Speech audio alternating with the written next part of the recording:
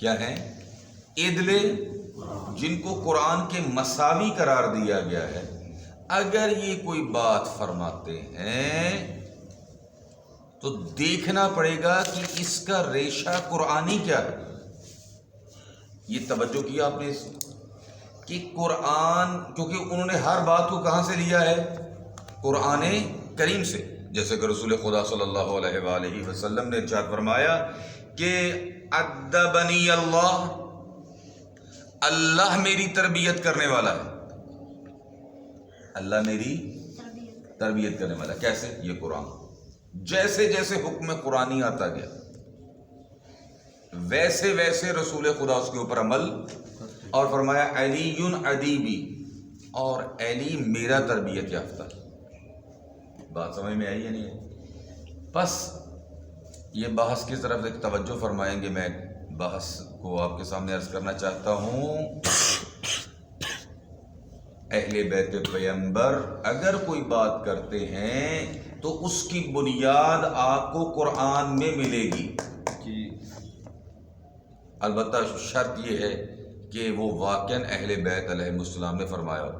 اور اہل بیت پیغمبر سے اگر کوئی اہل بیت کی ایسی بات ہے جو اس کو ریشہ قرآنی نہیں ہے، وہ غلط ہے، کوئی مشکل ہے، پھر اس کو قبول کرنا مشکل ہے، بلکہ ناممکن سی بات ہے کہ اہل بیت ایسی بات کہیں کہ جو قرآن کے مخالف ہو، قرآن کے کیا ہو؟ مخالف ہو۔ وہی جو حدیث آپ کے سامنے عرض کی تھی، شاید چند مرتبہ عرض کی ہے، یہ یہاں سے وہ ریشہ قرآنی ہے۔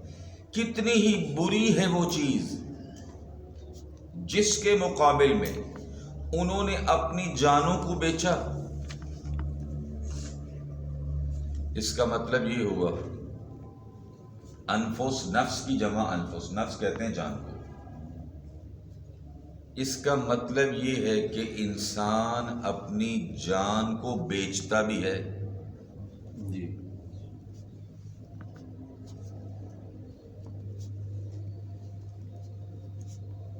لیس لانفسکم ثمن،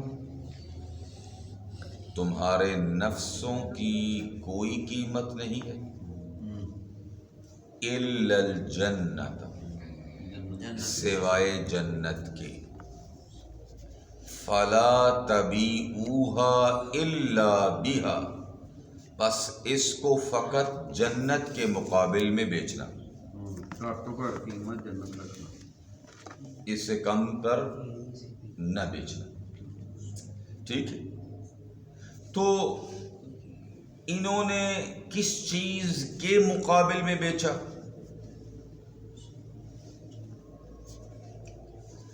اس چیز کے مقابل میں ان یکفروا، کہ وہ انکار کریں، بما انزل اللہ، جو اللہ نے نازل فرمایا ہے،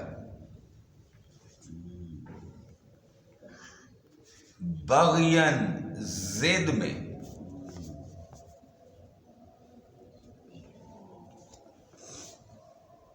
کس چیز میں؟ ضد اور ہٹ دھرمی میں۔ ضد اور کس چیز میں؟ ہٹ دھرمی میں۔ جو اللہ نے نازل فرمایا ہے اس کا کیا کریں؟ انکار کریں۔ جی تقریباً یہ اس کے نزدیک ضد بھی مانا گیا ہے۔ شیخ محسن علی نجفی صاحب نے کیا کیا ہے؟ ضد کیا۔ انہوں نے آغا قرائتی نے اس کے معنی کیا ہے بغین، یعنی حسد کی وجہ سے۔ شیخ محسن علی نجفی صاحب نے ترجمہ کیا ہے ضد کی وجہ سے۔ البتہ حسد کا نتیجہ ضد، حسد کا نتیجہ کیا ہے؟ ضد ہے۔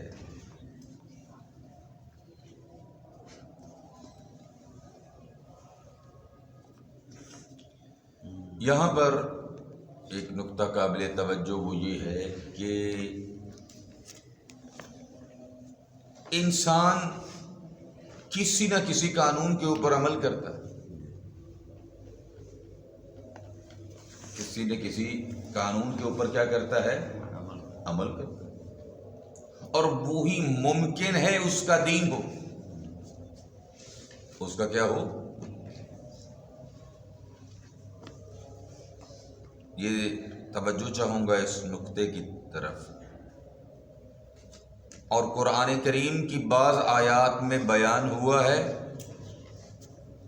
کہ بعض لوگوں کا دین ہی کیا ہے؟ لہو و لعب ہے۔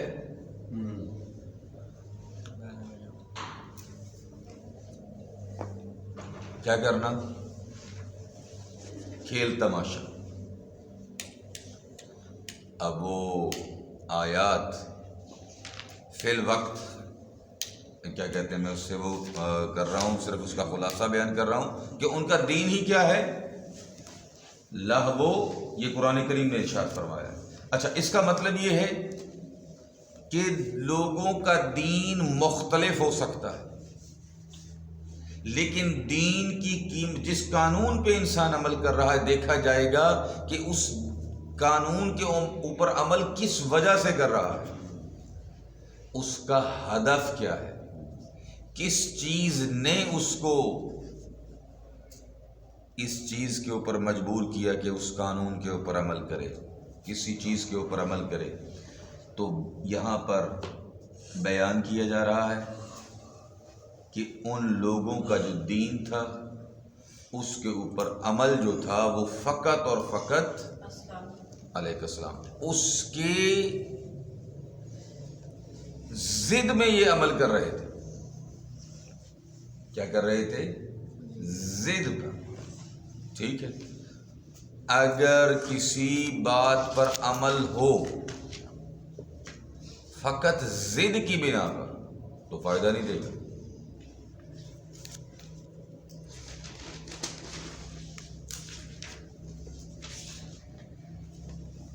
خدا، اور دوسری بات یہ ہے کہ اللہ کی ذات اگر کوئی بات فرماتی ہے، اگر کوئی کسی بات کو کہ یہ چیز اچھی ہے یا یہ چیز بری ہے، تو ساتھ دلیل بھی عطا فرماتی ہے۔ تیسری بات یہ ہے کہ یہاں پر یہودیوں کی انکار کی وجہ واضح ہو گئی۔ کیا وجہ واضح ہوئی؟ کہ ان لوگوں نے پیغمبر اسلام صلی اللہ علیہ وآلہ وسلم کی رسالت کا انکار کیا۔ کس وجہ سے؟ حسد کی وجہ سے، ضد کی وجہ سے کیا کر دیا؟ انکار۔ بس یہاں سے ہم آخری بات توجہ فرمائیں گے۔ قرآن کتاب ہدایت ہے۔ قرآن کیا ہے؟ کتاب ہدایت۔ اس کی قصہ بتانے کا مقصد، ہدف فقط قصہ نہیں ہے بلکہ ہدایت ہے۔ آج بھی ممکن ہے کہ تعلیمات الہیہ کا انکار ضد میں ہو رہا ہو۔ تعلیمات الہیہ کا انکار کس وجہ سے ہو رہا ہے؟ ضد میں ہو رہا ہے، چاہے وہ عیسائیت کی طرف سے ہو۔ جب آپ خود یہ کہتے ہیں کہ یہ راہبر جو ہیں جن سے ہم ملے ہیں، ان سے زہد عیسیٰ کی خوشبو آتی ہے، تو پھر بات تو ختم ہو گئی۔ ٹھیک ہے، اور اسی طرح سے اور بھی اعترافات۔ یہ جو ابھی سنیوں کے گروپ کے رہبر کے پاس، یہ نہیں، یہ کیا کہتے ہیں، پاپ جو ملے تھے اویس سستانی کے پاس ساتھ۔ نہیں، وہ علیحدہ ہے، ابھی کچھ دن پہلے دو نہیں، البتہ ان کے الفاظ کا میرے علم میں نہیں ہے۔ ٹھیک ہے، میرے علم میں نہیں۔ ٹھیک ہے، تو عرض خدمت یہ ہے کہ بات واضح ہو جاتی، اور بہت سارے اعترافات۔ انہوں نے کہا ہے قبلہ صاحب کہ ہم امام مہدی کی حکومت یہاں محسوس کر رہے ہیں۔ کہاں؟ ایران میں۔ اچھا، سنی علماء نے، ہو سکتا ہے بہر میرے یعنی اس قسم کا ان کا ہوگا، یقیناً ہوگا۔ نہیں، سنی علماء کے ہیں رہبر نہ مل اپنے۔ یہ مسئلہ ہو کہ آج بھی ممکن ہے، ممکن ہے آج بھی یہ مسجدوں کے جھگڑے، امام بارگاہوں کے جھگڑے، تنظیموں کے جھگڑے ممکن ہے کہ بغین ہوں۔ ایک کام سیدھا سادہ ہو رہا ہے، جان بوجھ کے اس میں کیا کرتے ہیں ضد کہ یہ کام نہ ہو پائے۔ ٹھیک ہے، چلیں اس کو پیچھے لے کر چلتے ہیں۔ اگر یہودی پیغمبر کی رسالت کا انکار، ایک ضد کی وجہ سے کر سکتے ہیں، حسد کی وجہ سے کر سکتے ہیں، یہ بتائیں کہ مولا علی کا انکار کیوں نہیں ہو سکتا؟ پیغمبر کے زمانے کے بعد امیر المومنین کا انکار حسد کی وجہ سے کیوں نہیں ہو سکتا؟ جو کہ انقلابی تھے یہودی، جب وہ ان یکفروا بما انزل اللہ بغیا ہو سکتے ہیں تو مولا علی علیہ السلام کی کیوں نہیں کیا کہتے ہیں امامت کا انکار حسد کی وجہ سے ہو سکتا ہے؟